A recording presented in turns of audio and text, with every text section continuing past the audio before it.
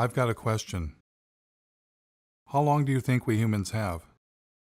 How long does the human race have? Ooh. Um, Oh, wow.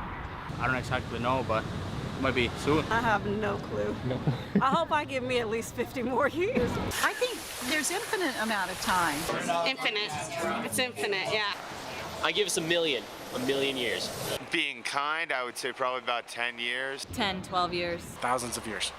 47 years, 3 months, 5 days. It's approximate. We're kind of like cockroaches on the planet. No matter how much damage we'll do, enough of us will survive to procreate and keep it going. Unless we can get to another planet, but then we're just going to fuck it up like we did Earth.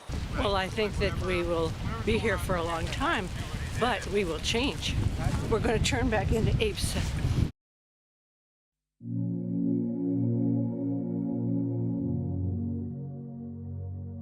Have you ever wondered what would happen if a single species took over an entire planet? Maybe they're cute, maybe they're clever, but lack a certain, shall we say, self-restraint? What if they go too far? What if they go way, way, way, way, way too far? How would they know when it's their time to go?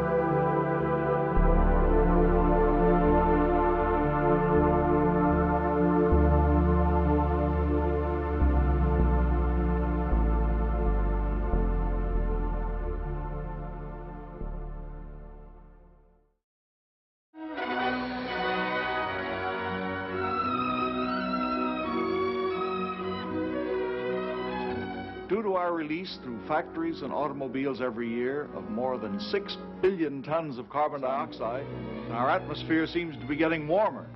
This is bad? Well, it's been calculated a few degrees rise in the Earth's temperature would melt the polar ice caps. And if this happens, an inland sea would fill a good portion of the Mississippi Valley. For in weather, we're not only dealing with forces of a far greater variety than even the atomic physicist encounters, but with life itself. That was 1958. We've known about the dangers of climate change for 6 decades. Back then, there was so much air pollution it would actually block out the sun. There was so much water pollution, rivers caught on fire. Forget throwing plastic bottles into the water. We tossed our cars in there. We also knew someday we'd run out of oil. For millions of Americans, this may be the worst weekend they've ever faced for finding gasoline to give them the automobile freedom they take as their due. I never doubted humans would find a better way, and I wanted to be part of it. A scientist sounded the alarm, and the modern environmental movement was born. Unless we do bring these chemicals under better control, we are certainly headed for disaster. Students all across the country organized the first Earth Day. At this point in time, it's very, very fashionable to talk about the environment, but as every day proceeds, we find very, very little concrete being done. As for me, you might say I was an early environmentalist. When I was 9 years old, a bulldozer began knocking down the woods near my home. I retaliated by putting sand in its gas tank. When I grew up, I became a tree hugger and moved to the wilds of northern Michigan to build a sustainable homestead and commune with nature. I wired my cabin for solar panels and heated with wood instead of fossil fuels. I wrote about sustainable living and environmental issues for the Mother Earth News and several news outlets. I traveled the country documenting invasive species, ecosystem collapse, and species threatened with extinction.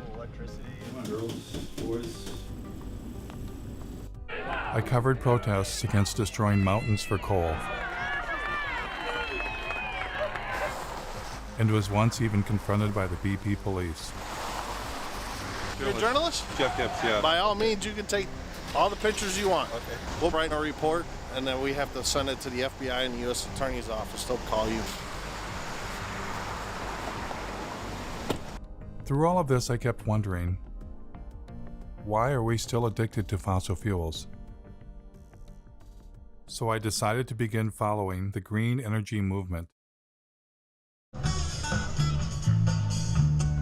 What better place to check out how our renewable energy revolution is coming along than a solar festival in the Green Mountain state of Vermont, powered by 100% solar energy. Solar. I was having fun and got a chance to ask about getting solar panels installed. You can keep adding, so maybe every time you get a tax return, buy another solar panel. But then a little rain began to fall.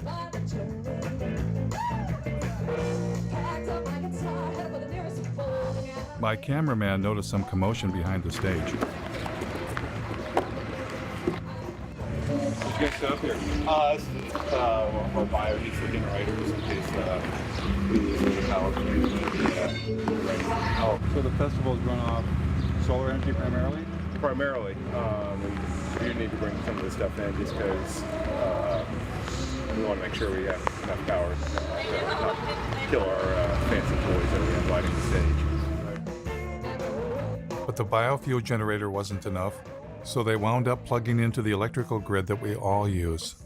The other inverter operating, it's actually pulling power in from the grid, charging the batteries. It's running backwards from the way we originally intended to do it, but... That was disappointing. But after all, it had been raining. Maybe next time things would go better.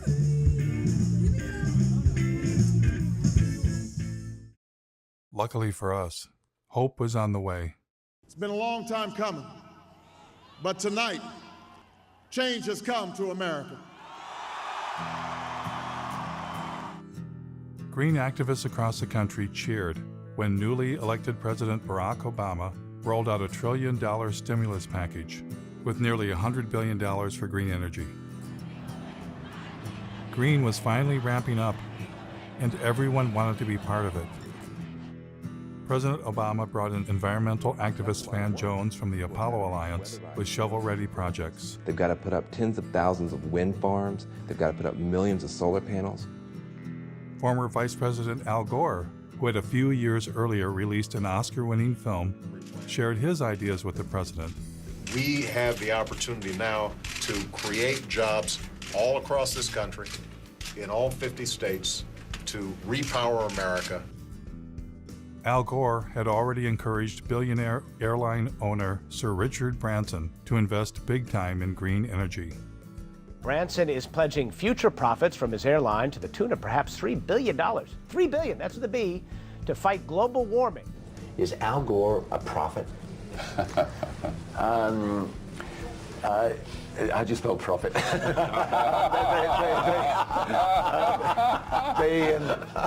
Investors came forward. Investor Vinod Khosla, known as the father of the clean tech revolution, has poured over $1 billion of his own money into some 50 energy startups. Major banks were eager to get involved. By 2020, we think renewables will require $395 billion on an annual basis. Robert F. Kennedy Jr. was both on the board of major environmental organizations and was leading a green energy investment group. We build wind farms, we build solar farms. Once you build our plant, it's free energy forever. The Sierra Club received $50 million from billionaire and former New York City Mayor Michael Bloomberg. Their mission, fight coal and promote clean energy. So with the mayor's gift, here's what will happen. We'll have a large and aggressive presence in 46 states. It's time for America to find a new energy path, one that takes us beyond coal. And then Bill McKibben, one of the nation's leading environmentalists and author of a breakthrough book called The End of Nature, formed an organization called 350.org with the mission of igniting a global climate movement. Can I show off my necktie for a minute? Because they made it for me yesterday. It's got that 350 on it because it's the most important number in the world. Things were looking up, and the green energy revolution was underway. Michigan had been hit hard by the Great Recession, and hundreds of millions of dollars in green stimulus money was arriving. Now, to do their part for the new green economy, General Motors introduced a new line of electric vehicles. When the Chevy Volt was ready for release, I attended their press conference. So these electric vehicles are ready for public consumption, and we're ready with the infrastructure, with the rates, with the communications. I am extremely grateful to be here today, and in fact, this is a chance for me to say thank you more formally. The Chevy Volt is upstairs. We'll be able to take a look at it. We've got about 1,000 photos. Yeah. Is it plugged?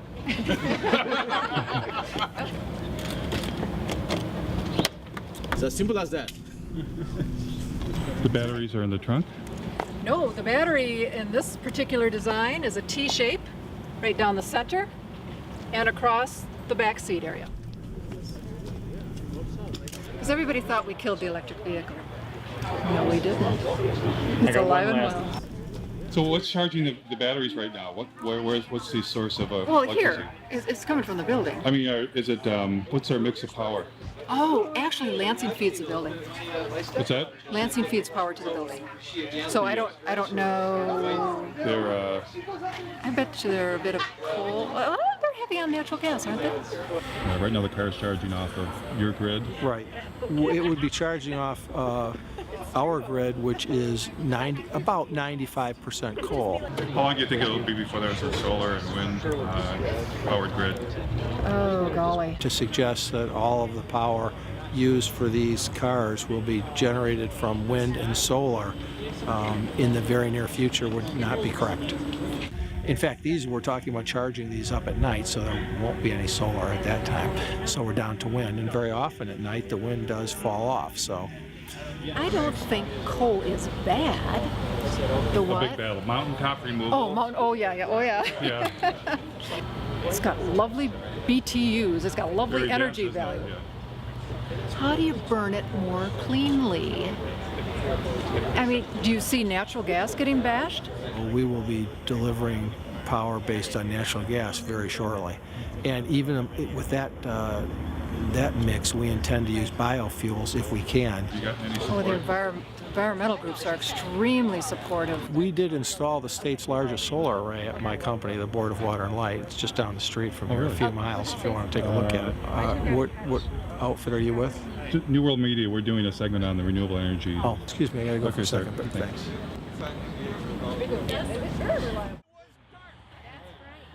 I decided to take him up on his offer to check out their football field-sized solar array right down the street.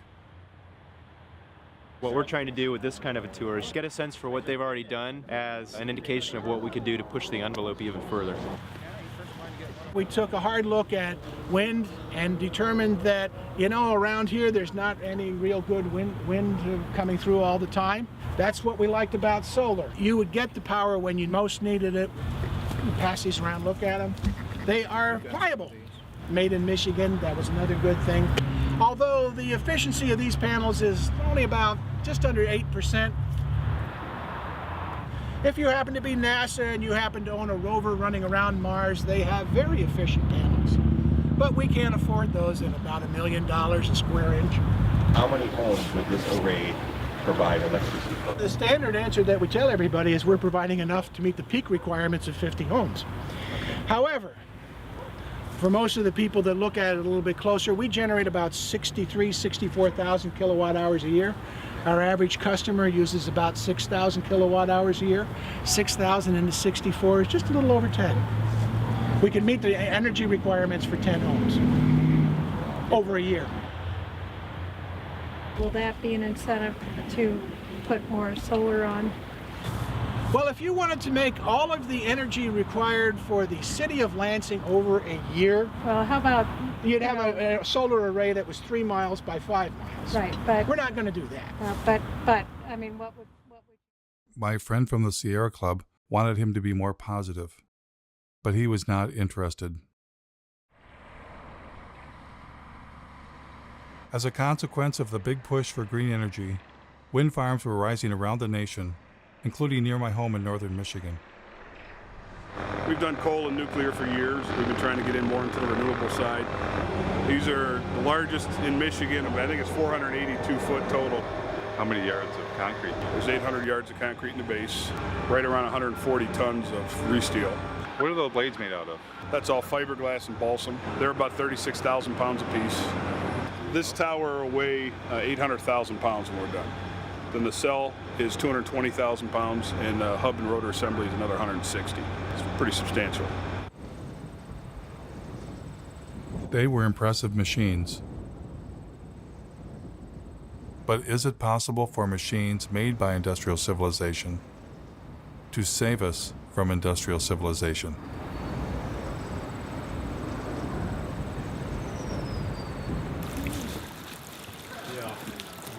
In environmental leader Bill McKibben's home state of Vermont, the Green Mountain State, a site was being cleared for the installation of wind turbines. A group of citizens was concerned about how the construction might affect the mountains they love. I joined them for a tour. It's going to be 21 turbines. 21. Yeah. On this In this project. Yeah. The estimate was maybe there would be 3 full-time jobs.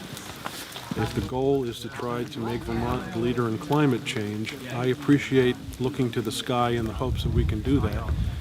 But more importantly, I'm personally looking at the ground thinking this is not the kind of legacy I'd want to leave to my kids. When I was a kid, we'd go hiking in these woods. We would be able to drink from the waters down the hill here, and now you have to question that. And how long are these towers supposed to last? 20-something years. 20. I know. It's just. Oh, wait a minute. You're kidding me. It's a nanosecond. 20 years. Oh, it's a nanosecond in the time of energy. Does anybody consider that this is mountaintop removal for wind instead of coal? Yeah, and we've even had people say if you can do mountaintop removal in Kentucky and West Virginia for coal, then it's about time that the rest of the country shared in the mountaintop removal too. Hello. I think they're going to tell us to move back. The thing is you've got to have a fossil fuel power plant backing it up and idling 100% of the time. Because if you cycle up or cycle down as the demand on the wind comes through, then you actually generate a bigger carbon footprint than if you just ran it straight. Do you ever go to things where they just go, well, that's not true, it doesn't matter, we're going to have the smart grid? Doesn't make any difference. You still got to have it idling, because let's just say the wind stopped right now, just stopped for an hour. You've got to have that power. What do you do? I'm a environmental health and safety consultant. I usually work with businesses to help them do things, but I would never work with scum like this. You didn't get me on camera doing this, did you? Not being judgmental or trying to play God, but we've got to deal with population growth and sustainable resources.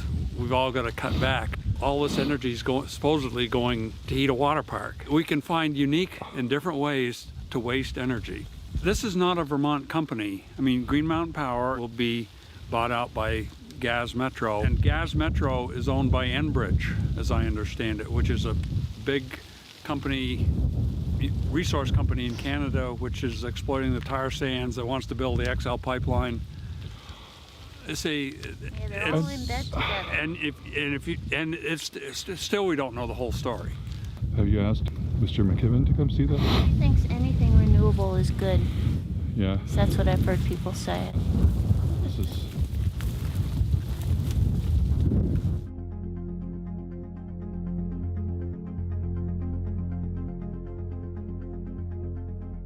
I'm in a strange position. I'm against our addiction to fossil fuels and have long been a fan of green energy. But everywhere I encountered green energy, it wasn't what it seemed. This is like a perpetual energy battery. And where do you get the hydrogen from? The hydrogen, hydrogen is sourced from any hydrocarbon material. So you can get it from natural gas, you can get it from any petroleum or oil-based product material. I read about a zoo that was said to be powered by elephant manure. But it turned out the elephants didn't even produce enough manure to heat the elephant barn. That we don't even really make enough, and what we have elephant-wise, to even do that. We would need a lot more. More elephants. Yep, more elephants, more manure. Ethanol plants also seem to have a secret ingredient. This is the most productive farmland in the world, and we're not that far west of the biggest coal mines in the world as well. So bring the two together and get an ethanol plant. Great. So ethanol was reliant on two things: a giant fossil fuel-based industrial agricultural system to produce corn, and even more fossil fuels in the form of coal. All of this in the attempt to replace fossil fuels? It was enough to make my head explode. I was getting the uneasy feeling that green energy was not going to save us. And I wasn't the only one. I've counted something like 25 different alternative energy options. So surely among all of those, there are enough sources of energy to keep us living basically the way we are in perpetuity. That's not the reality. You know, we're getting, in some cases, no energy from these potential options. Richard York of the University of Oregon published a study in the journal Nature in which he posed the question, do non-fossil energy sources actually replace fossil fuels? Well, we implicitly assume often the substitute pushes out the thing you want it to substitute for. What you find is nations that add non-fossil energy sources do not seem to see a particular suppression of fossil fuels. That's pretty mind-blowing. We've got billions of dollars being spent, and green energy is not even replacing fossil fuels? They don't even know that that's a question, yes.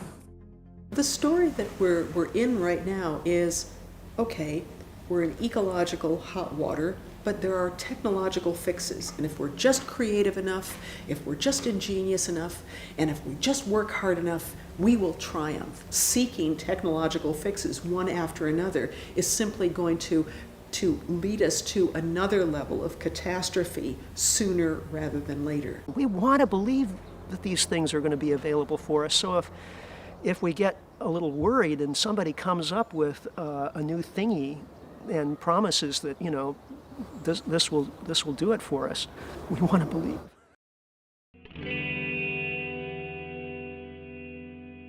Because we're a little worried.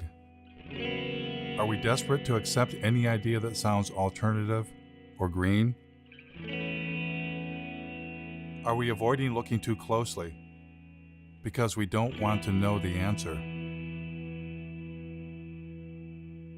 Ozzie Zenner, a visiting scholar at UC Berkeley and Northwestern University, was asking some of the same questions.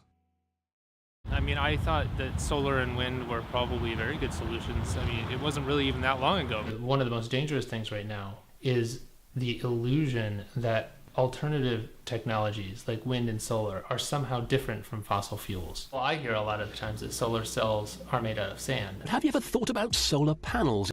The main ingredient that makes them work is silicon or sand. This is the raw material chips are made of, sand. They don't use sand at all. So they use, I'll show you what so this is one of the ingredients. It's actually mined quartz.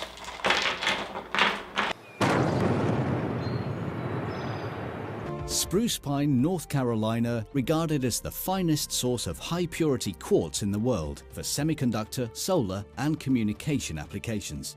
But you can't use sand because sand has too many impurities. So you start with a very high-quality quartz and a very high-quality coal. And then you put those two together into an arc furnace and you melt them. The quartz is then melted with coal in a large furnace at temperatures of up to 1,800 degrees. So you need more coal to do that. So that's, I get another coal out. So that's, when we melt these together, we get silicon metal and carbon dioxide. And the carbon dioxide just goes off and you got rid of the carbon, you're left with silicon metal. This is not clean coal. Not clean coal. Ozzie Zenner said it was an illusion that renewables were replacing coal or any fossil fuel. Environmental groups continued telling a different story. We've already seen more than 25% of the U.S. coal fleet has already either retired or is on a schedule to retire. Coal plants were closing, but Ozzie explained that well-meaning people were being misled. NV Energy is now going to go ahead and shut down the plant and go with renewable. One of the largest solar plants, and that's going to happen right behind me. Since you can't replace a coal plant with solar, they're actually replacing the coal plant with 2 natural gas plants. And natural gas is a fossil fuel. This is the Las Vegas Cogen natural gas plant. This is one of the facilities that's replacing the coal plant that's being shut down. This is the Sun Peak generating facility. This is the second natural gas plant that was used to replace the coal plant. And you hear the same story in Iowa. Instead of using energy generated by coal-fired power plants, the solar farm will now avoid about 2.1 million pounds of carbon pollution. But then they're building a larger natural gas plant. This is a 650 megawatt natural gas plant. That's 4 times more megawatts than the coal plant over there that it's replacing. And they're doing the same thing in North Carolina, which was the subject of that Years of Living Dangerously series. Duke Energy operates a coal plant right outside of Asheville that is the biggest source of climate pollution in western North Carolina. And we are working to retire that plant and replace it with clean energy. But what they don't tell you is that we're also building a larger natural gas facility. So we'll be retiring the 2-unit, 376 megawatt coal plant. We'll invest $750 million to build a state-of-the-art natural gas plant. When Michael Brune stands up and talks about clean energy, he's using solar cells and wind turbines. This is the new world, 100% clean energy.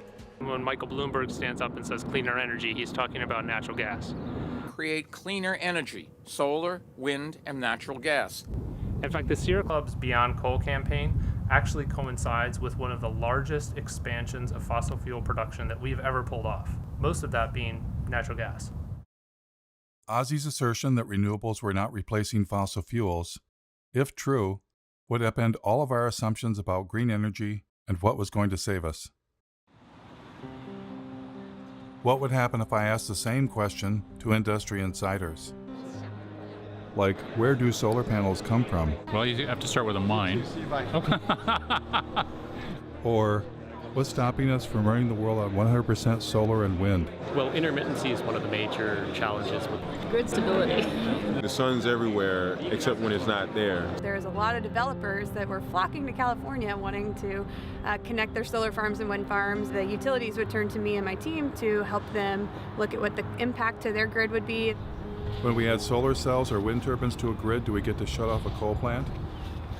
That's certainly the goal. The problem is, or the difference is that renewables are intermittent. All of a sudden a cloud cover could come over and your solar generation could drastically decrease. And if you don't have something else there to meet whatever the load is at that moment, then you're going to have power outages.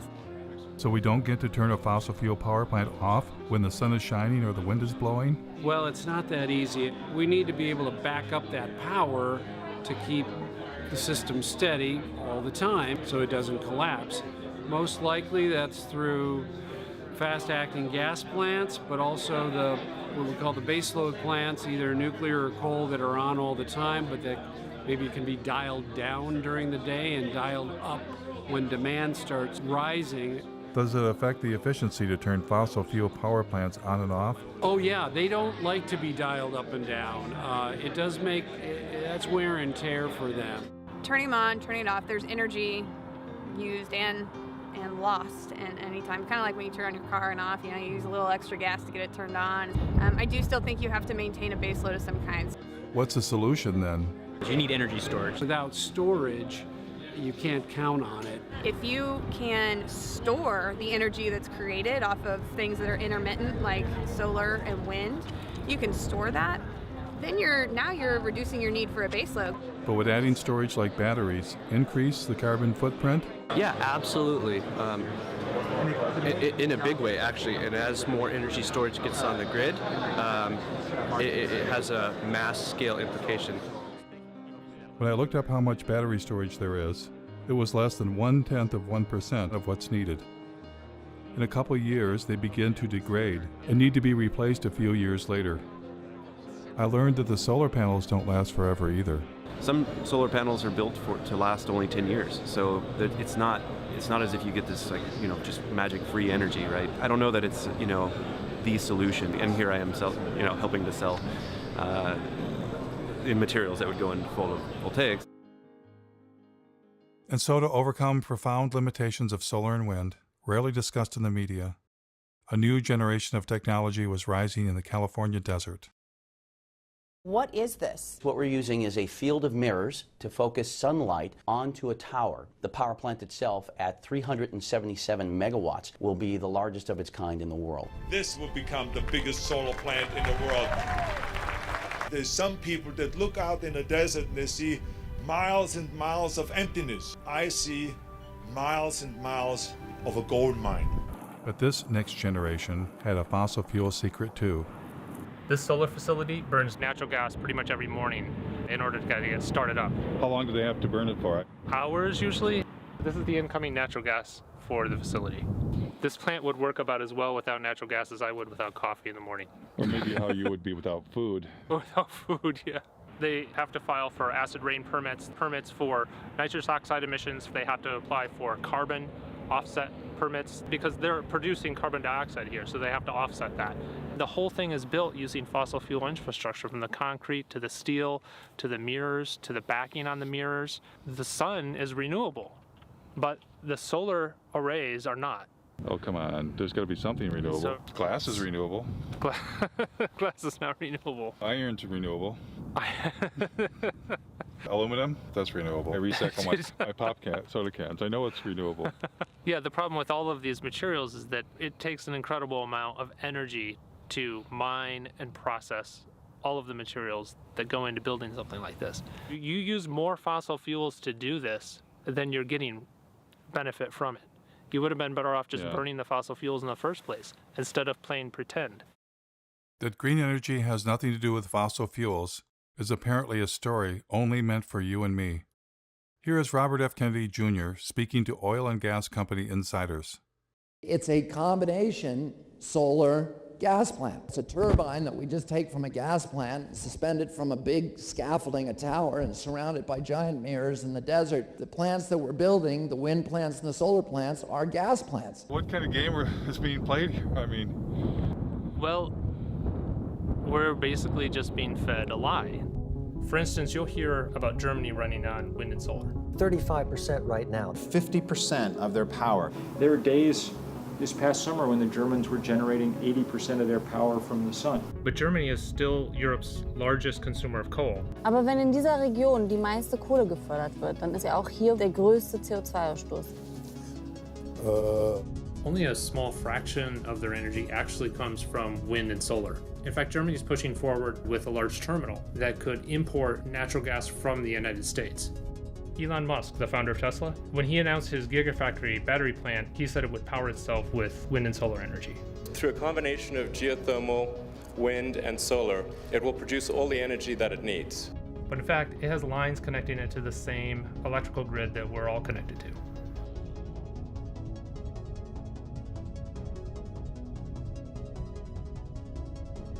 Electric cars, wind turbines, and solar panels use rare earth metals. And in fact, the rare earth mine is right up the street from here. In mining these deep deposits, About 90% of what they pull up out of the ground contains uranium, thorium, and low level of other radionuclides. Radioactive waste that has to be disposed of somehow. They kind of turn it into a paste and spread it over the desert floor. Well, that's good for the desert, right? Yeah, the desert loves that. Tesla's electric cars are built with aluminum, which uses 8 times more energy to manufacture than steel. They use lithium, which also rely on toxic mining, and even more graphite, which is one of the rarest forms of carbon. In fact, the investors wanted to open several new graphite mines after Tesla announced the Gigafactory. Apple claims to be 100% renewable. We never stop thinking about what's best for the planet. We now run Apple on 100% renewable energy. All of our facilities worldwide. And they did chop down a forest to put up solar panels near their North Carolina plant, but they didn't disconnect it from the grid, and they can't. Duke says energy-hungry companies like Apple can never go entirely off the grid. They're still hooked up to our grid. Despite all of the claims, I haven't found a single entity anywhere in the world that's running on 100% solar and wind alone. It turns out, you don't just need fossil fuels to run a place like Ivanpah. You need the devil himself. Or in this case, themselves. All of the mirrors that you see there are built by the Koch brothers, Guardian Glass Industry, a company that they control. Koch Carbon creates a lot of the inputs that are used to create the cement and the concrete and the steel. And not only that, they build the plants that builds polysilicon for solar cells. They actually their own solar line called Solar Molex. From every step of the process, the Koch brothers are there. But they're the evil doers. Yeah, the funny part is that when you criticize solar plants like this, you're accused of working for the Koch brothers. That's the idiocy in all of this. This absolutely cannot extend civilization's life. This relies on the most toxic and industrial processes that we've ever created.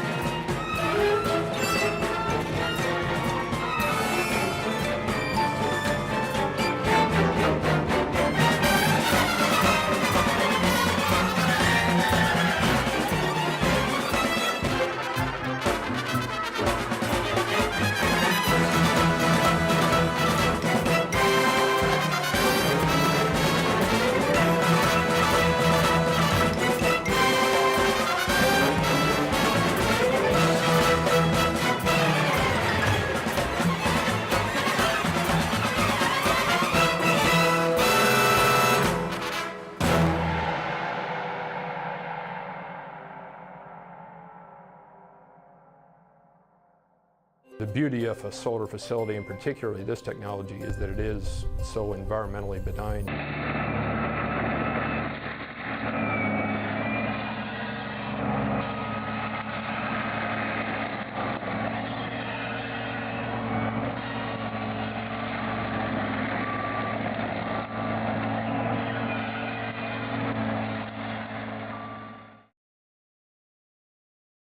I too had once thought deserts could be sacrifice zones. I was wrong. Deserts are not dead. They are in fact full of ancient life.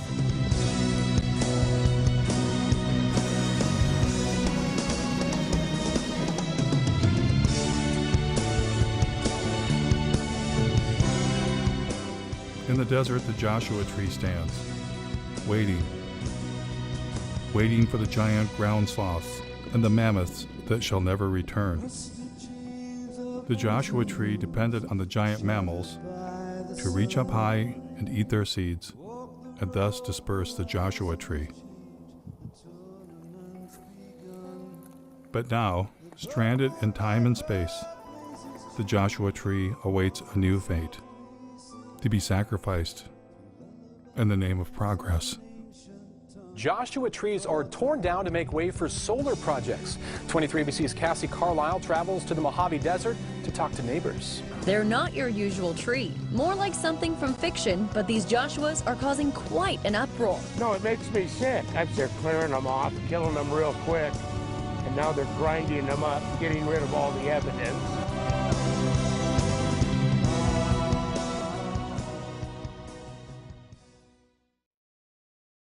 Not far from Ivanpah Solar, Daggett, California was home to several generations of solar arrays, including some of the first on the planet.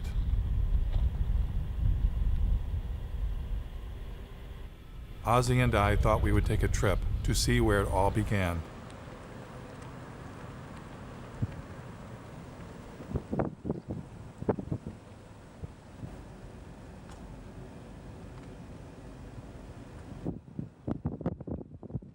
This is one of the sunniest places in the planet, really.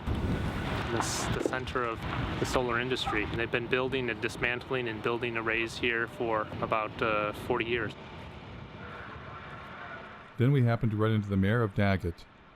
I know the solar plants out there. My husband, back in, I'd say 83, 84, they worked out there building that solar plant out there. Yeah, the SEGs.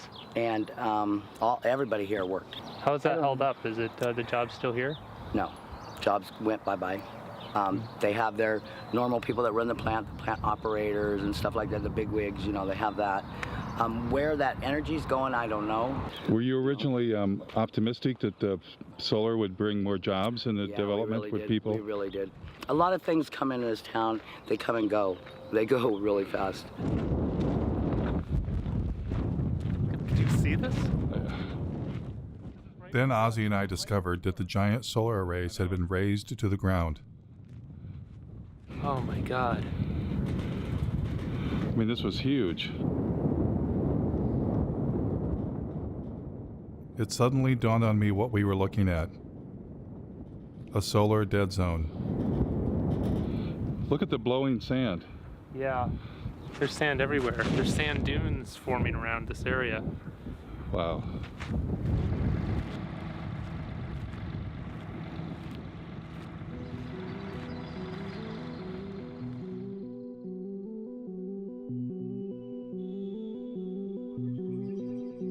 So after all the mining, the fossil fuels, the toxins, the environmental destruction, here's what happens next. Only a few years after it was built, things at Ivanpah began to fall apart. Broken mirrors littered the desert. Yes, these giant solar and wind technology installations may last only a few decades, then tear it down and start all over again.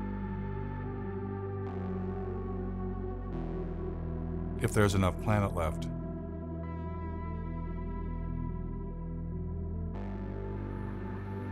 It was becoming clear that what we have been calling green, renewable energy and industrial civilization are one and the same.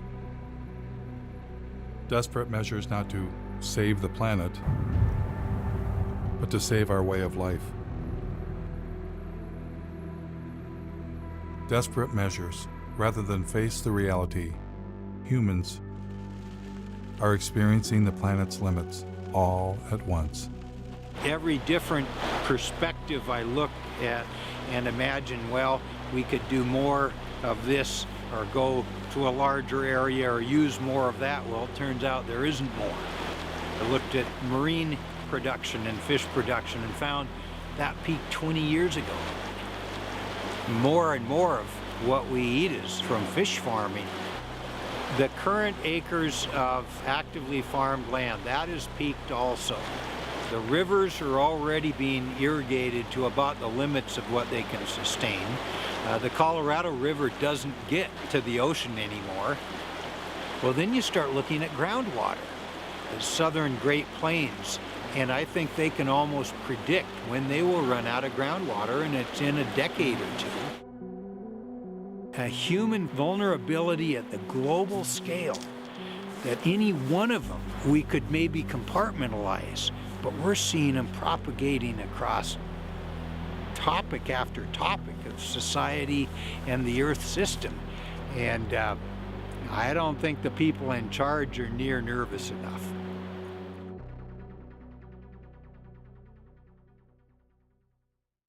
Though each of them takes climate change seriously, every expert I talked to wanted to bring my attention to the same underlying problem. There are too many human beings using too much too fast. As a global community, we really have got to start dealing with the issue of population. Population growth continues to be not the elephant, the herd of elephants in the room. Can a single species that's come to dominate an entire planet Be smart enough to voluntarily limit its own presence.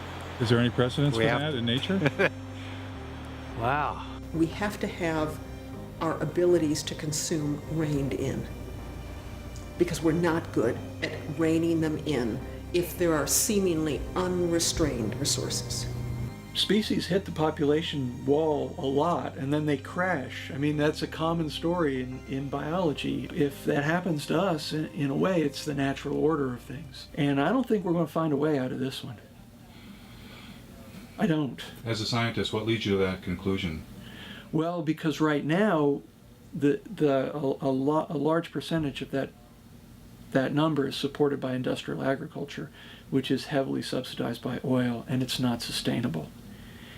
And, you know, and there's no going back. Without seeing some sort of major die-off in population, there's no turning back. What's the thing that nobody ever asks you that you want? Nobody's ever asked me if I'm scared. Yeah. And I am. I actually am scared. I lose sleep over all of this.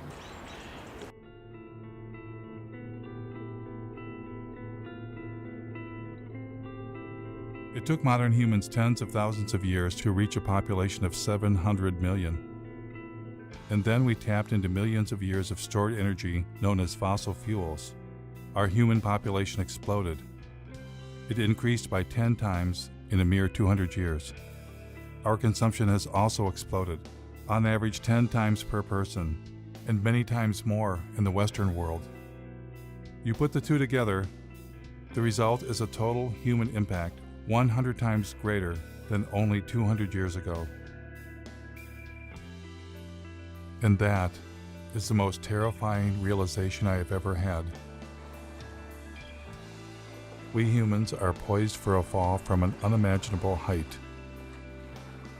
Not because of one thing, not climate change alone, but all the human-caused changes the planet is suffering from. So why are bankers, industrialists, and environmental leaders only focused on the narrow solution of green technology? Is it the profit motive? And why, for most of my life, have I fallen for the illusion green energy would save us?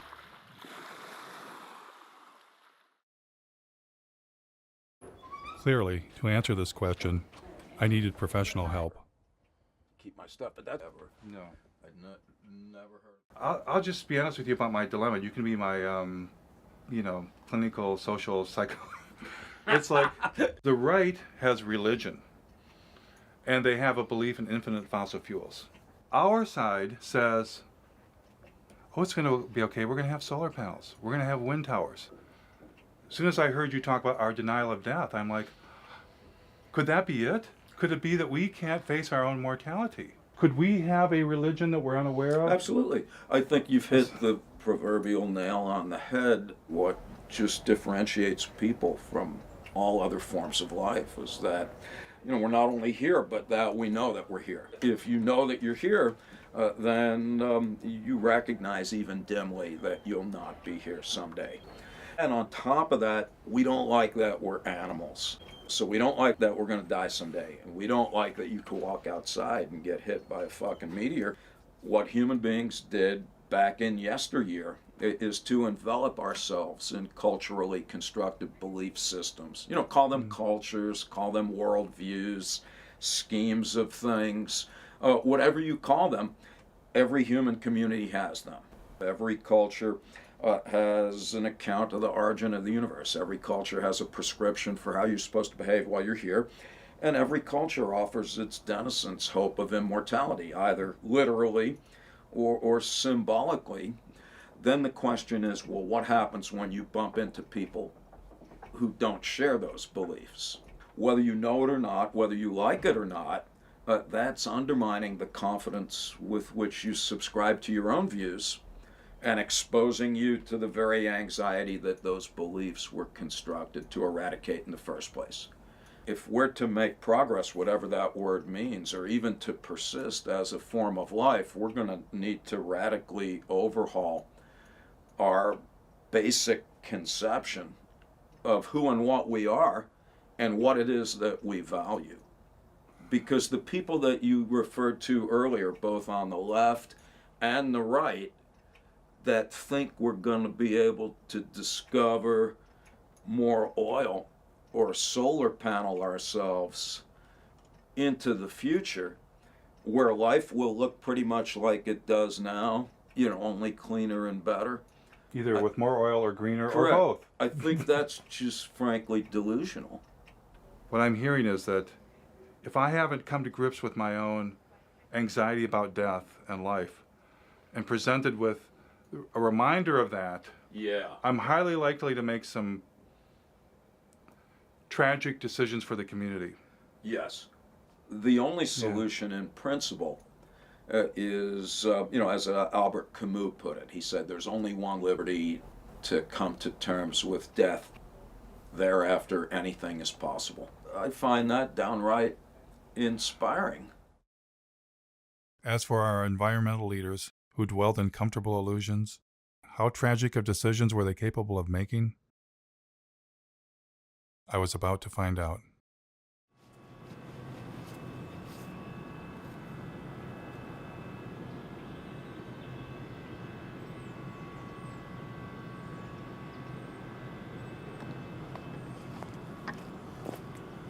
They claim they're just using forest residues, but actually a great deal of what the McNeil facility and lots of biomass facilities burn is whole trees. As you can see by this pile that's stacked right outside of the facility, these are trees. It turns out that the biggest source of green energy in Vermont is something called biomass, burning trees to create electricity. This is definitely not the way, and that the first step is actually looking at our lifestyles and how we can reduce our energy consumption. This is all the ash that has varying levels of toxic metals, a great deal of radiation, as these trees have been absorbed. Oops, there's a... You're in unforbidden territory here. Are we? I asked both of you to come up to our office, okay? Is that something you're interested in doing? It's not an interest. You got 5 seconds or I'm calling 911. Okay. Got 2 individuals here. Police will be down here in about 2 minutes. But you asked us to leave and we're doing so, I'm not asking you to leave. I'm asking you to come up to the office. Okay, thanks for the offer. Maybe next time? You got everything here. So you have the #1 polluter in the state that people think emits magical fairy dust from the smokestack. The reality is what you have is a facility that burns 400,000 green tons a year of trees. This facility burns 30 cords of wood per hour. That's a hell of a lot of wood. And on top of that, it actually burns natural gas as well. And to think you would have to have 10 of these to replace one average coal-fired power plant. It's just not going to work. It's just nuts. It takes a great deal of fossil fuels to cut down all of these trees to truck them in, to use the big machinery to dump the wood chips everywhere. So the idea that somehow this is not anything to do with fossil fuels just doesn't even make any sense. It couldn't happen without fossil fuels, in fact. How did the environmental groups get pulled into this? Obviously, the main factor is delusion.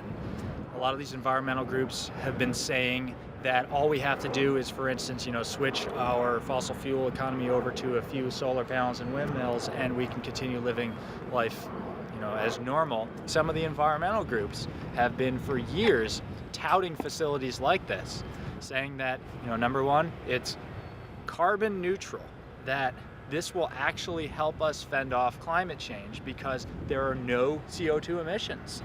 It actually emits over 400,000 tons per year of carbon dioxide. Oh, but once we cut them, they'll grow back. They'll grow back over a period of decades to centuries. But if we cut every tree in the United States, it would be able to power the country for a year, and then what happens when, the trees are gone?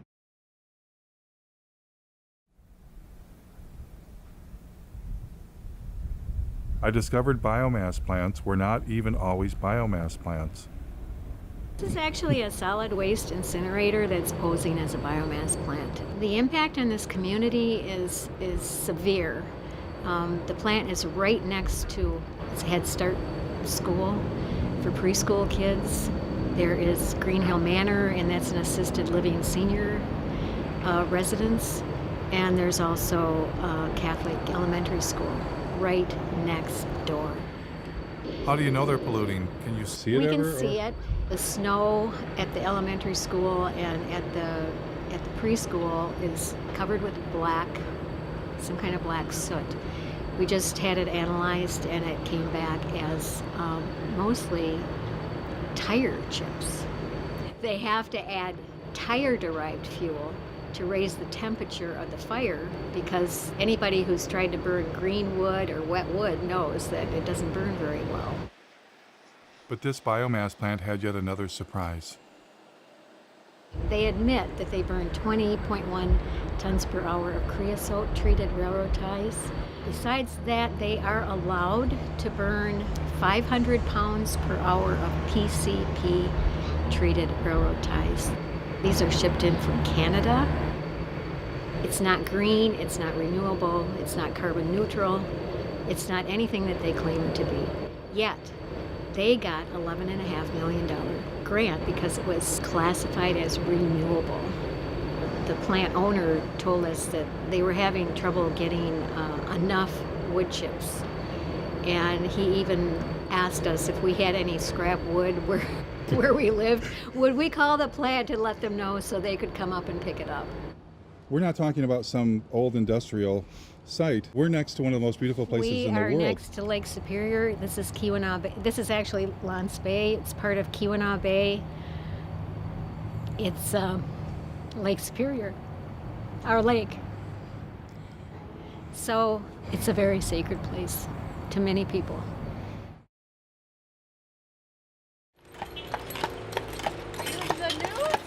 No, there's supposed to be a climate change rally.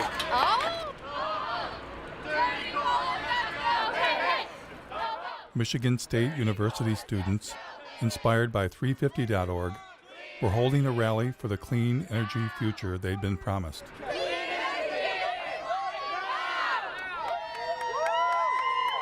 Imagine when I found out that it is the largest on-campus coal plant in the nation. The goal is to get the whole world moving beyond fossil fuels. Who wants to do a 350 sign on the steps of the... But it turned out Michigan State had a form of green energy in mind the students did not support. The university contracted with a energy contracting company. They put together like a modeling tool. First 2 or 3 months that the steering committee was using this modeling tool, it didn't even contain data for wind or solar. So there was... Adam told me they were planning on substituting coal burning with biomass burning. The permit that is currently being considered by the state is a permit for 24,000 tons of biomass per year. And the plan is to do that in all four boilers. Unfortunately, the steering committee considers biomass renewable at the moment, which we're not happy with.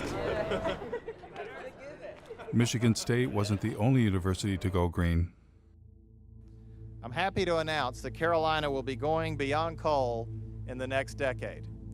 Now, as we begin to wean ourselves on coal, we're about to try another alternative energy source, biomass. And who is here to help the University of North Carolina switch from burning coal to burning trees? So it is a great pleasure to be here today to celebrate the remarkable step that the university is taking to say we're going to do our part. A remarkable step indeed. We're to do our part by getting out of bed with coal companies and into bed with logging companies? Where did the idea of colleges going green by burning trees come from anyway? A little college called Middlebury in the heart of Vermont. Welcome to the celebration of the opening of Middlebury's new biomass gasification system. It's now my great pleasure to introduce this afternoon's speaker, Bill McKibben. What powers a learning community? And as of this afternoon, the easy answer to that is wood chips. It's incredibly beautiful to stand over there and see that big bunker full of wood chips. You can put any kind of wood in, oak, willow, whatever you want. Pretty much anything that burns, we can toss in there if we can chip it down to the right size. And there are very few similar cases any place in this country of that kind of change over that scale. But it shows it could happen anywhere, and it should happen anywhere. In fact, it must happen everywhere. It must happen everywhere. And now it's time for a nature break, enjoying our sustainably managed Michigan forests.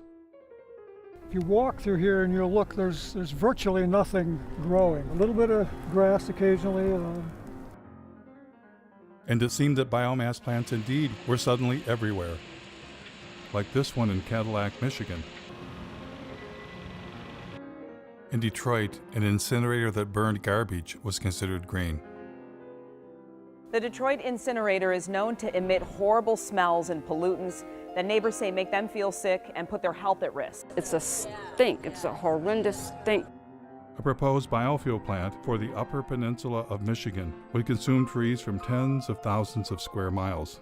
In order to create 40 million gallons of ethanol, they were going to have to use up over 1 million tons of green wood. We pointed out that they were going to be using more natural gas than they were going to be creating ethanol to displace the natural gas. If you continue to do this, you're going to be fertilizing the forest. Fertilizing the forest with fossil fuels. Fossil fuel-based, right, fertilizers. Made from natural gas. Yeah.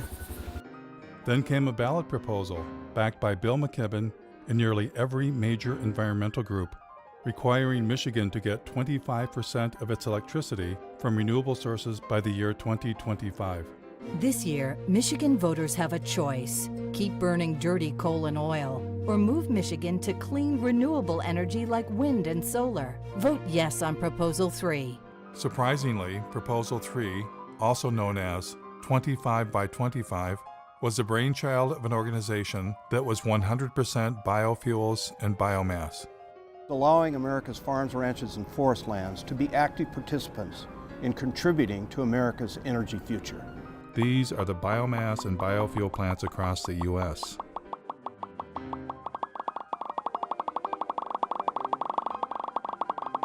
How did this happen? And it wasn't just the USA, it was all around the world. Wood chips, which is just a euphemism for trees, are being exported to Europe from America, British Columbia, Brazil, and Indonesia, wherever they can get them from. Biomass, especially when you add in biofuels, is by far the largest portion of green energy around the world, even in Germany, source of the solar miracle. But maybe I was missing something. Maybe I had it all wrong. I decided to ask people protesting fossil fuels how they felt about biomass and biofuels as green energy. Would you say we don't need to do biofuels, food, and forests for energy? No, definitely not. Of course not. Of course not. Burning biomass, any kind of combustion is something we just need to move away from. The more trees we have, the better. A lot of that didn't grow overnight. If we cut it down, we don't know the impact of that. You're here as an oak tree, fight a chainsaw, that wouldn't be saving the planet. No, it's a painful way to go. I can tell you that right now. It'd take you a while to regrow. Oh yeah. It wouldn't be me, it would be like an offspring, you know? With so many people doing it on such a massive scale, all of a sudden at once, like, that's pretty serious. No, I think we should not be burning trees. No. Why would we cut down trees? We shouldn't replace one terrible way of getting energy with another terrible way of getting energy. Because it's one thing. Clearly, most citizens are opposed to biomass and biofuels. But what about environmental leaders? At times, they have promoted biomass, but other times, they sound like they are against biomass. Like this Sierra Club policy, we are deeply concerned about the implications of wood to energy for native forests. Or this statement signed on by 75 environmental groups, burning forests for energy will destroy one of our best defenses against climate change. But then again, their language leaves loopholes that enable biomass. The NRDC says you must use the right types of biomass. The Dogwood Alliance says maybe small biomass plants are okay. And the Sierra Club flat out states biomass can be sustainable. Which side are they really on? I thought for sure with the camera rolling, environmental leaders would speak for the trees.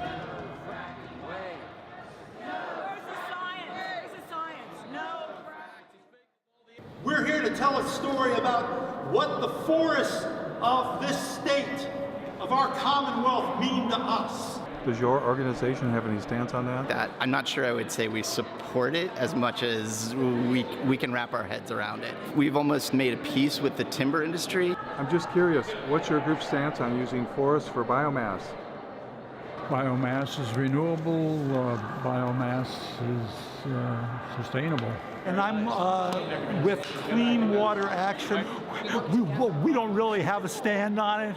If the director of the Sierra Club was here, she'd be able to talk your ear off about it. I'm the director for the Sierra Club in Pennsylvania. Does the Sierra Club support or not support biomass? I'm not totally prepared to talk about our policy on biomass today. Our position is somewhat nuanced, so I just want to be, careful not to. So you're with 350? I am. Does 350 have a position on biomass? Because I'm kind of actually... I can't really speak for 350. Do you personally have an opinion about whether we should be burning trees for green energy? No, I don't have an opinion on that. I like a fire. One of my biggest concerns as an environmentalist is that we're starting to burn trees. So there are tree burning power plants. Are you aware of the problems with biomass or biofuels? Yeah, I'm not as aware of that as I could be or I should be. Jeff Gibbs, working on a documentary in Michigan, where I live, where I'm from. There's large plants that burn trees for energy, and pretty much whole trees chipped up. Do you have a thought about whether that should be part of green energy or not? Well, the great thing about green energy is you don't have to pick a favorite. Jeff Gibbs. Oh, hello. My biggest concern is that in Germany, for instance, they're moving towards solar and wind, but 60% of their actual energy is coming from biomass. 60% of what's considered renewable energy. Burning trees for energy? I don't know the details out of Germany. What Germany's really doing is a lot of sun and wind, and that's really powerful to see. I'd like to see us come out against any burning of trees for clean energy. Would you? Although I confess I stoke my wood stove almost every night of the winter, so I'm not the right person. But designating green energy for power plants. Yeah, I don't know. It's not what today's about. We're on the. But if we're burning trees instead of fossil fuels. From Taiwan. Oh, good. And we're wondering that what role do you want to play in this market? I think the biomass question is a non-starter.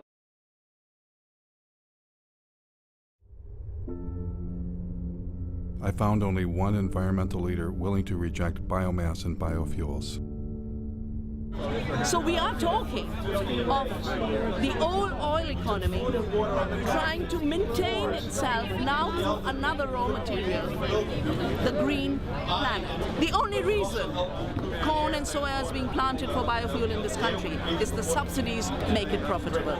I think the big crisis of our times is our minds have been manipulated to give power to illusions. We shifted to measuring growth, not in terms of how life is enriched, but in terms of how life is destroyed. Her honesty was refreshing. But as for the rest of them, I wondered, what are they hiding? And why are they hiding it? Is it their ignorance? Or is it something else? What if they themselves had become misguided?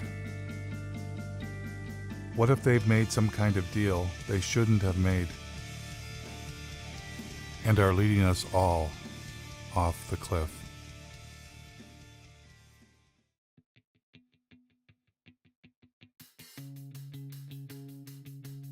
It was long past time for me to come to grips with the other elephant in the living room, the profit motive. The only reason we've been force-fed the story climate change plus renewables equals we're saved is because billionaires, bankers, and corporations profit from it. And the reason we're not talking about overpopulation, consumption, and the suicide of economic growth is that would be bad for business, especially the cancerous form of capitalism that rules the world, now hiding under a cover of green. Today, Bloomberg Philanthropies is making, I'm happy to announce, a new investment of $30 million in the Beyond Coal campaign. We have more. I'm glad to say that more than a dozen additional funders have committed to match that $30 million. And who were these new partners? One of them was Jeremy Grantham, billionaire, world's leading timber investment advisor. They were not investing in trees to turn them into nature preserves, which might answer another riddle. Why is this name redacted on the Sierra Club's tax return? Would they be embarrassed to take $3 million from a man who made his living selling the forests of the world? Bloomberg bringing a timber investment billionaire to the party was no coincidence. Bloomberg sponsored a UN climate session to discuss ramping up biomass and biofuels around the world. Billionaires were in love with the idea of turning what was left of nature into green profits. Remember when Al Gore had gotten Richard Branson to invest billions into saving the planet? Richard Branson, founder of Virgin Atlantic, powered a Boeing 747 from London to Amsterdam on a coconut oil mixture to highlight the potential of this amazing oil as a clean energy biofuel. Branson had actually invested in biofuels. He was attempting to replace the jet fuel damaging the planet with biofuels that required the consumption of the living planet. And it was game on for the airline industry. Dozens of researchers from all over the Northwest gathered in Missoula the past 2 days to explore the idea of converting the region's massive reserves of wood into jet fuel, especially with the demand for aircraft fuel expected to grow by 1 billion gallons in the Northwest alone. United Airlines will buy a $30 million stake in biofuel company Fulcrum Bioenergy. The airline used 3.9 billion gallons of fuel last year. What technology was Silicon Valley billionaire Vinod Khosla hoping to profit from? Nature takes 1 million years to produce our crude oil. Kior can produce it in seconds. The company took over this old paper mill where logs are picked up by a giant claw, dropped into a shredder, and pulverized into wood chips. Clean gasoline. Green gasoline. There must be a downside. There is no downside. The bank that crashed the economy, ruined millions of lives, and has our tentacles on the levers of power. What would their favorite form of green energy be? One of the very interesting markets that we deal with is Brazil. It's unlike any other market in that today, alternative energy isn't really alternative energy. It's so much a part of the fabric of the society. The country began to utilize its vast resources of sugarcane to produce ethanol. There was a man from Goldman Sachs who was particularly in love with turning forests into profits. Has everybody got enough coffee? You might want to get some more.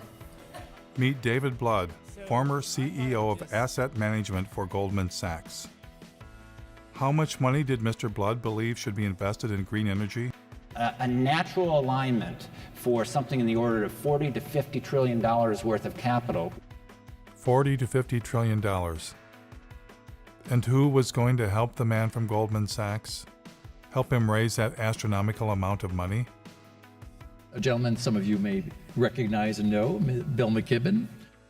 It's entirely dependent on what kind of political will we can muster. And if we do not get this done very fast, then we're not going to get it done. And so Bill McKibben went forth to generate the political will for trillions of dollars in green investments. Our next guest has been called our nation's leading environmentalist. And you are, in some sense, the grand poobah of the environmental movement. My guest tonight is on a global crusade.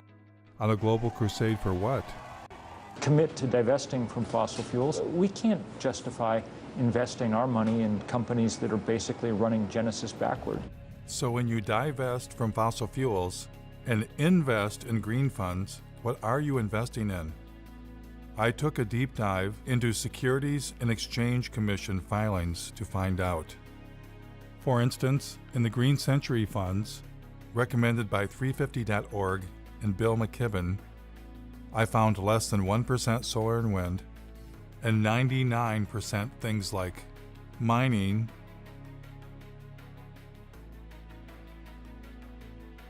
oil and gas infrastructure companies, including a tar sands exploiter, McDonald's, one of the companies driving meat consumption across the planet, Archer Daniels Midland, one of the world's largest producers of biofuel, Coca-Cola, the largest creator of plastic pollution on Earth, logging and paper companies, including one that brags about biomass burning, and banks. Lots of banks, including BlackRock, the largest financer of deforestation on Earth. The business that they're engaged in is actually destroying our life support system. The Sierra Club also partners with a green fund called Aspiration. Aspiration also includes dozens of companies profiting from the destruction of the planet, including Chevron, ExxonMobil, Chesapeake Energy. In order to maximize the production potential of the well, the shale formation will be hydraulically fractured. The Russian gas giant Gazprom. Gazprom owns the world's largest explored gas reserves, 36 trillion cubic meters. And in perhaps the most bizarre twist of all, the Sierra Club's Green Fund's biggest holding is Enviva, the world's largest consumer of forests, to be incinerated in green energy biomass plants.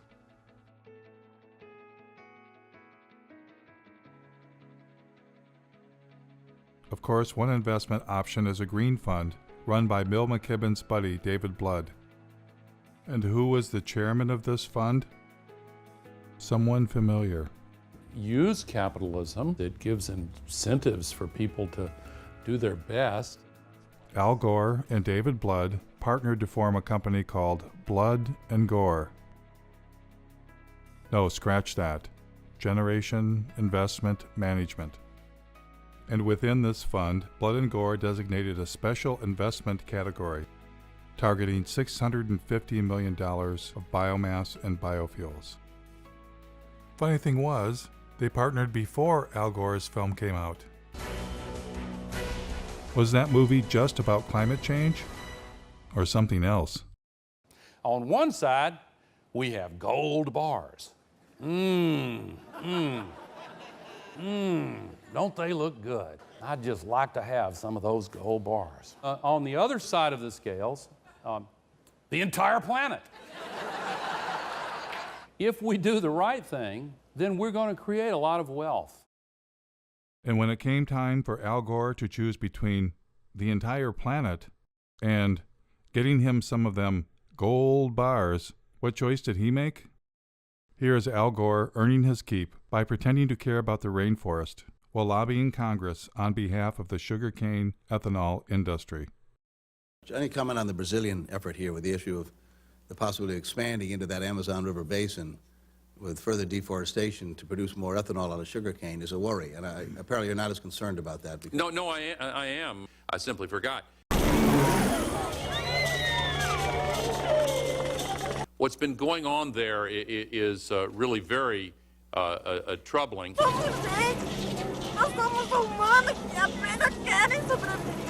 And with your permission, I'll show you a very quick example of it over a period of 25 years. The invasion of sugarcane monocultures in the region clashes with the indigenous people's right to land.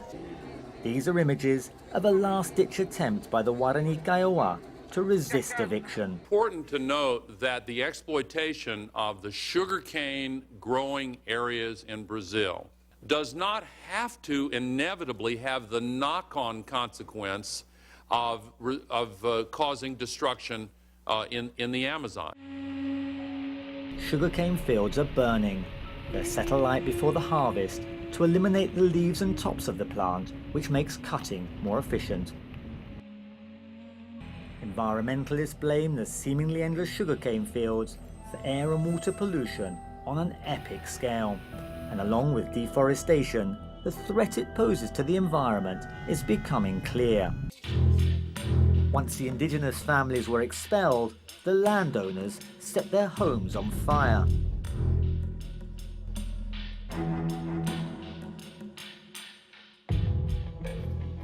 Is there anything too terrible to qualify as green energy? Thank you very much, Secretary Mavis and the US Navy for once again inviting me to speak with you today. The Navy's work to help launch this new fuels industry is invaluable. The U.S. Navy has a special message this year. It is time to turn green.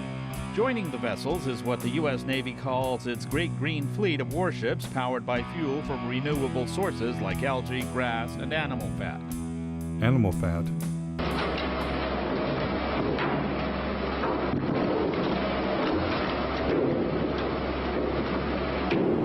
The next time you fill up at your neighborhood gas station, you might find yourself pumping a little alligator into your tank. That's right, UL Lafayette researchers have developed alligator fat into a renewable source for biofuels. And once we run through the animals, what's next? GE, who brings you nuclear energy and wind turbines, is ready with a plan. I believe that liquid fuels, chemicals are eventually going to have to be made from sustainable raw materials. We believe that seaweed is one of the most attractive opportunities.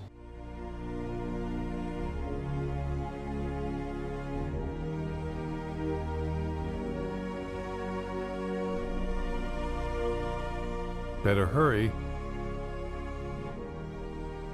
1 year after it was filmed, the seaweed forest was dead.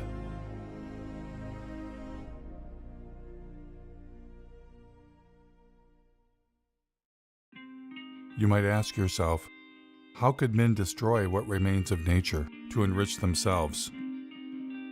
Well, that's why they're billionaires, and you're not.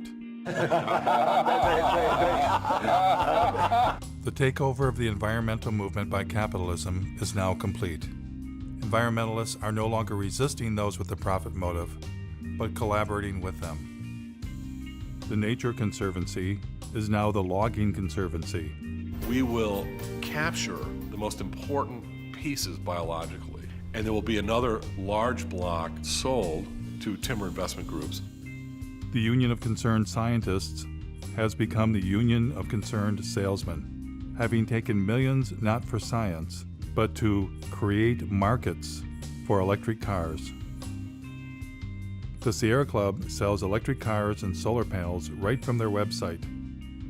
The best thing about Sungevity is that they make it easy for you. All that you have to do is to say yes.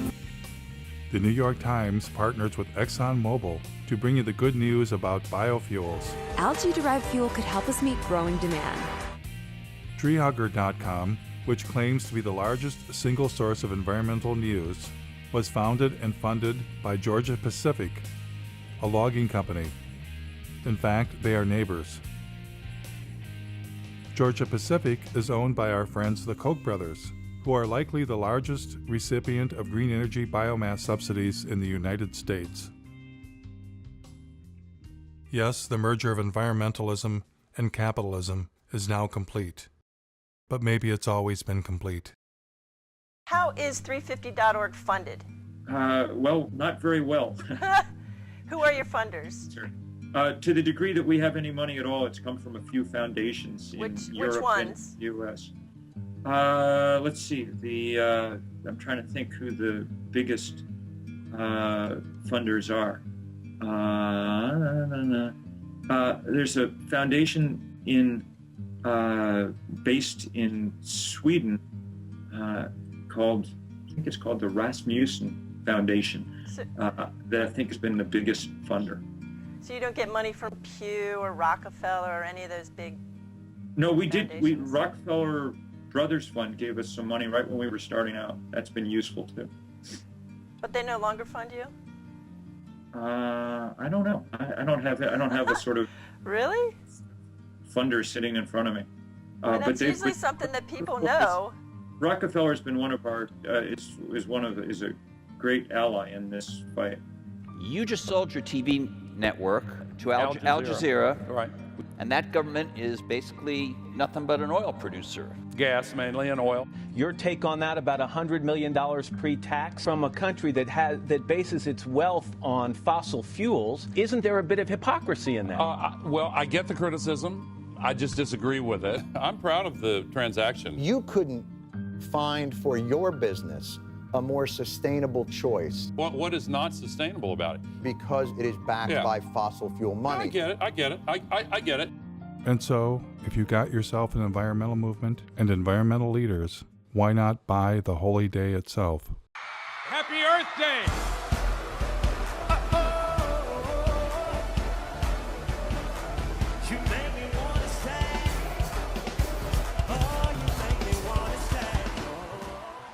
Now we are facing the greatest sets of issues that we've seen in my lifetime.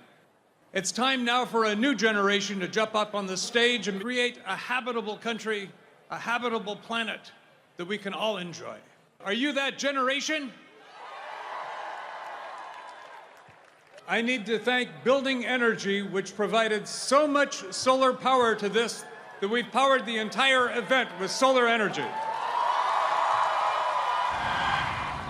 But when I went backstage to see what was really going on, You ain't running this whole thing on that, Jack. I can tell you that. The toaster is 1,200 watts. So that run right there could run a toaster. I found the installer. Hi. Are they running the festival on these solar panels? The concert is run by diesel generation system. They didn't ask us to energize the concert. Oh, okay. And we'd also like to thank our incredible corporate sponsors who've been behind the movement to end extreme poverty and tackle climate change since the very beginning. We want to thank Toyota, Citibank. We want to thank Caterpillar. We're standing at the construction site of the Dakota Access Pipeline. It looks like there are at least 3 bulldozers actually bulldozing the land. People have gone through the fence. The bulldozers are still going. And they're marching over the dirt mounds. Without these partners, it wouldn't be possible. Let's give them a round of applause, everyone.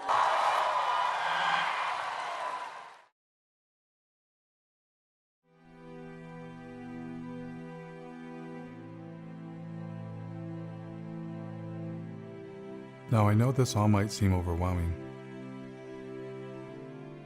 It's the kind of thing that we normally don't try and think about. But by not thinking about it, it stands a good chance of doing us in. I truly believe that the path to change comes from awareness. That awareness alone can begin to create the transformation. There is a way out of this. We humans must accept that infinite growth on a finite planet is suicide.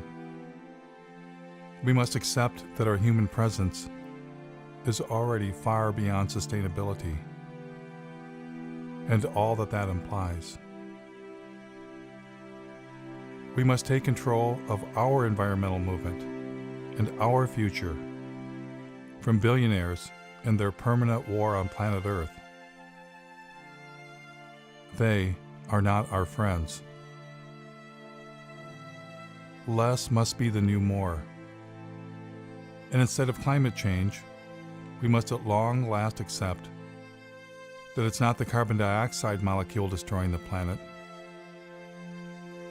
It's us. It's not one thing, but everything we humans are doing. A human-caused apocalypse. If we get ourselves under control, all things are possible. And if we don't,